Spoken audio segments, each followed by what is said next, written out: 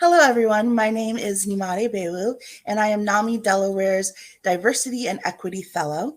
I'm so excited because this month, for Mental Health Awareness Month, we're doing a special series called You Are Not Alone. And it's where we're just going to speak with different individuals throughout Delaware who have different lived experiences with various forms of mental health and mental illness. Today, I have Scott Day with me. Scott, would you like to tell everybody a little bit about yourself, just a general opener before we get to the questions? Yeah, so I grew up in Wilmington. I'm a Delaware native through and through. My wife grew up in Wilmington as well. We both went to Brandywine and met at Brandywine. And I now serve as the executive director down at Sean's house in Newark, um, as part of the SL24 Foundation. And mental health has really become a platform of mine over the last 4 or 5 years, and we can get into that a little bit more. But it's really important for me to be able to share my story and connect with others. Yes, absolutely. And thank you for taking the time to join us today. As I mentioned, we'll be talking with people who have, who are living with different mental illnesses or have gone through it. Now, I know for you, you went through a period of severe depression, correct? Um, Correct. do you want to just share a little bit more about that time of your life? Yeah. So it was. I mean, as I look back and as I've really dissected everything over the last 5 or 6 years, it's kind of what we do through therapy and talking with people. Um, I've really kind of understood maybe how I ended up where I was. And it really goes back to October of 2015. I was living in Richmond, Virginia. I'd been living in Richmond for since the fall of 2006, right after I graduated college. I moved down there, and I was at that point in 2015. We were about a month away from having our third child, Kinsley, my daughter. We had already, my wife and I already had two. And at that point, I was 31 years old, 32 years old. And I found myself really just at a phase in life that I just wasn't in a good spot. I wasn't in a good spot professionally. Just I felt like I kind of maybe hit a wall a little bit. Financially, was not in a good spot. My relationships weren't great. My family relationships weren't great. Um, Not from the outside. It was just I never felt like really connected. Mhm. And my physical health was just not good. So really, kind of as I look back on it, maybe from the outside, it looked like everything was good. But as I look back on it, I was never in a good position at that point. And so, I remember in October of 2015, I was sitting having a sandwich with a buddy, and he said, "Hey, once you hold your daughter for your first time, you'll be good." And a month later, my daughter was born November 23rd, 2015. And I remember holding her in the hospital room and felt nothing. Like Mhm. it wasn't it wasn't worries about, oh crap, now you have three kids. It wasn't like excitement, oh great, you have your first daughter. It was just I didn't feel a thing. And I remember that conversation and thinking, okay, what is wrong with you? And I remember looking up and seeing fear in my wife's eyes as she's laying there, and she can see there's blankness and there's just nothing there. And then about a month later, I had my first suicide attempt, December 26th of that year. And I felt trapped within myself. I felt like I was a burden to everyone else. And I really felt like at that point I was better off non-existent and making life easier for everybody else. Now, I've learned over time that's obviously not true, but in those moments, that's how you feel. Like that's how you get caught up in that. And um, so for the next 18 months, I went in and out of therapy. I went in and out. I talked to, I think it was four different therapists throughout those 18 months. But I really was never at a point where I was accepting of what they were trying to work with me on. Mhm. And we've learned through this is like you can sit with a therapist, you can sit with a psychologist, but if and everybody professional help, well, unless you're willing to kind of hear them and really try to think it and take it in and dissect it and understand it, you're not going to make an improvement. So I had two other suicide attempts over those 18 months. So it was June of 2017. It was 2 in the morning. My wife and I were separated at the time. just because I was in a state where I just felt like I was going to be better off somewhere else. And I was literally living in an air mattress of a buddy's apartment in the living room on an air mattress that was half deflated. And it was 2 in the morning, and I got up, drove my car to downtown Richmond, and stood on the edge of the bridge there in downtown. And I just collapsed. I saw my kids' faces in the water, and it was just a moment of clarity that was like, hey, this is a little bit deeper than you realize. Like, this is a little bit more than you realize, and we need to take some time. So I did, and it's been a journey of recovery ever since. I feel really good now, and being able to share my story at schools, with local groups, social media wise, publicly, um, is not easy, but I also know it's part of my journey and it's part of my recovery process to be able to share my journey and where I was to help others. Yeah, absolutely. And I thank you so much for talking about it, because it's not easy talking about any type of mental illness, especially when it involves, talk of suicide. It's still very much a taboo topic. It's still very hard for people Yeah. to talk about, because it makes them feel uncomfortable. Yeah. Um, but I did have a couple questions around that. So I know that you said that you had three attempts.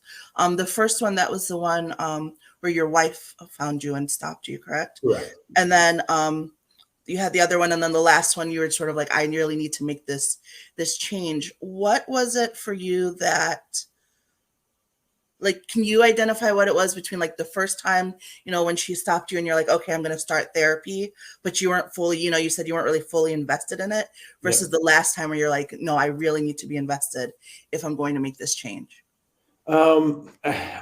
I think it was really internal, to be honest. It was a matter of a moment of clarity when I stood on that bridge in June of 2017 of, hey, this isn't just a one-time thing. This isn't just a hard patch in life. This is a little bit deeper, and you have to be willing to listen to others and lean into the people that really love and care about you.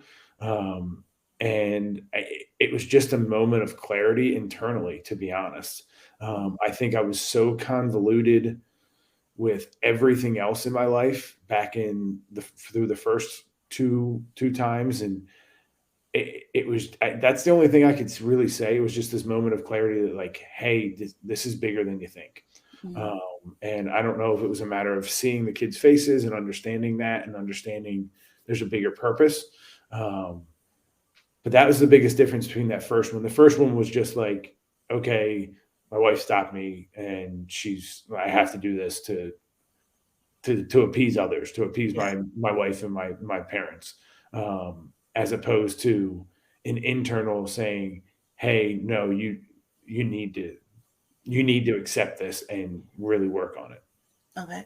Yeah. And so you had, you started going to therapist after the first one, and then, you continued on.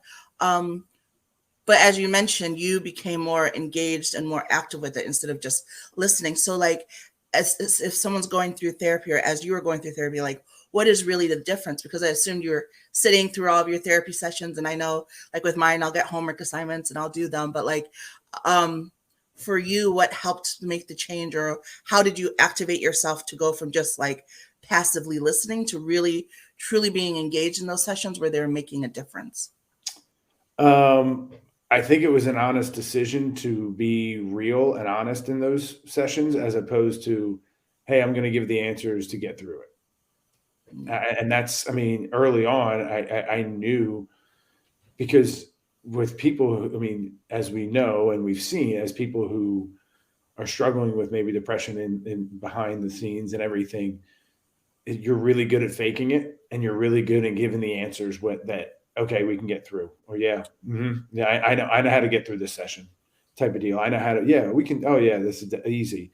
And anytime a therapist would try to get real with me and really, I mean, I remember the first therapist, 2 sessions in, I remember the first session, I came to home with my wife and I was like, I'm not going back.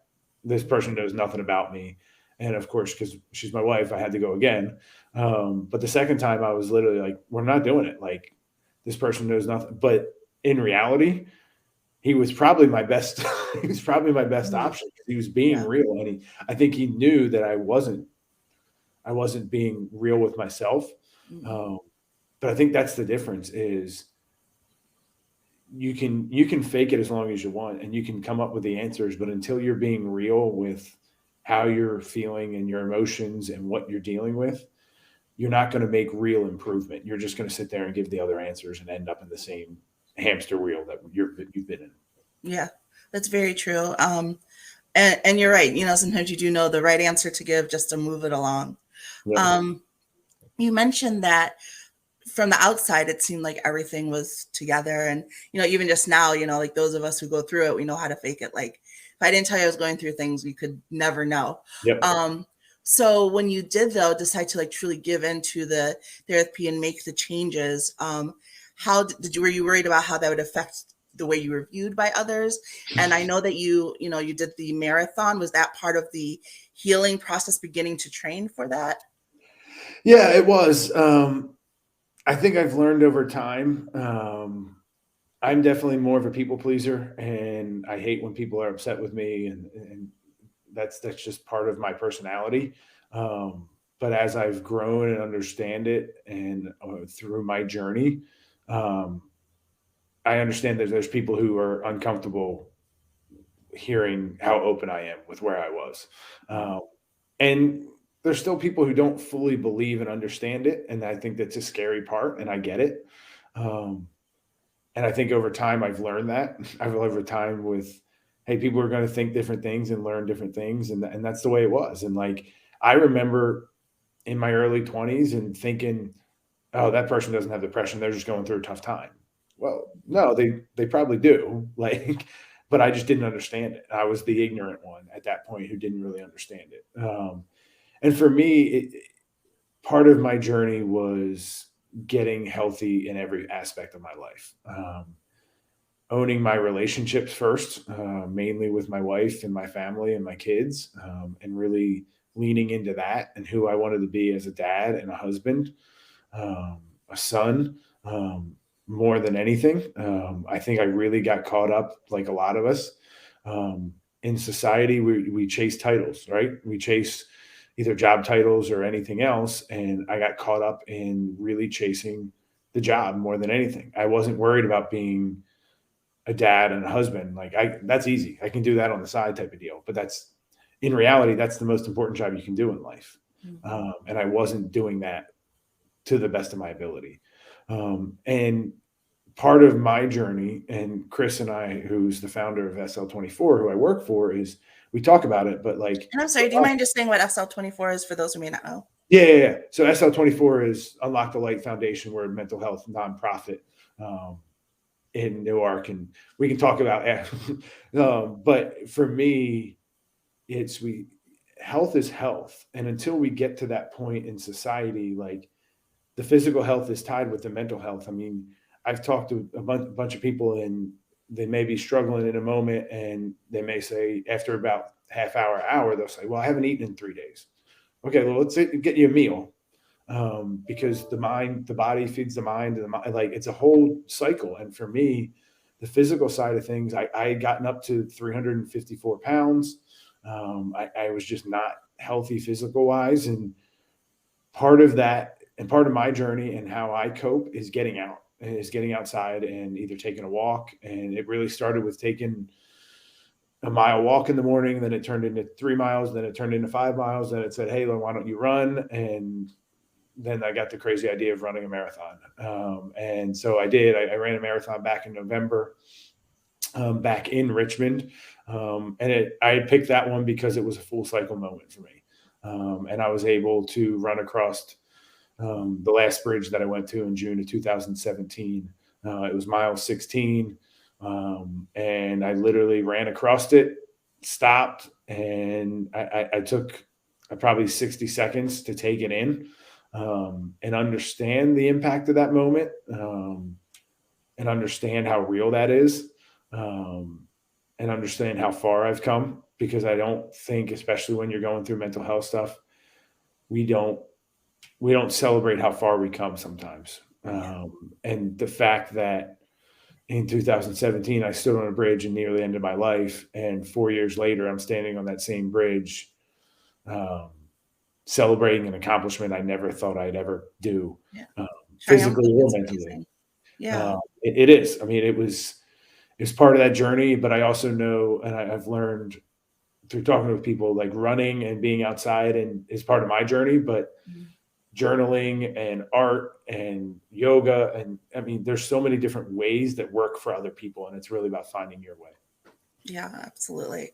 Well, I'm so glad that you were able to have that full circle moment and stand on top of that bridge feeling great. Like, I can't even imagine how wonderful that must have felt.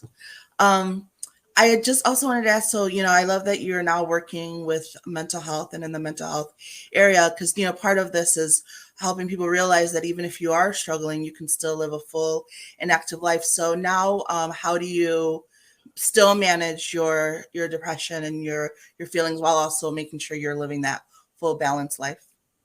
Yeah, I mean, so I think part of my journey. So I work here at Sean's house at SL24, and we service 14 to 24-year-olds who come in and just need somebody to talk to, and talk through their journey. But it's, for me, I'm really trying to find that balance of, sometimes I have to relive my story and relive my journey 4 or 5 times a day. Mm. But I also know, and I feel like my purpose has been more clear than ever right now. And the ability to serve others, um, gives me more energy and more excitement than ever before. Um, and being able to sit there and tell them where I've been and tell them where I was and give them just a glimmer of hope, there's nothing better than that. There's just nothing better than that. Like, I can run 7 marathons and it will never give me the same feeling that I have when I sit there and I can see someone connect and Mm. have that glimmer of hope, because maybe that glimmer of hope keeps them hanging on another day. And then another day turns into a week, and the week turns into a month.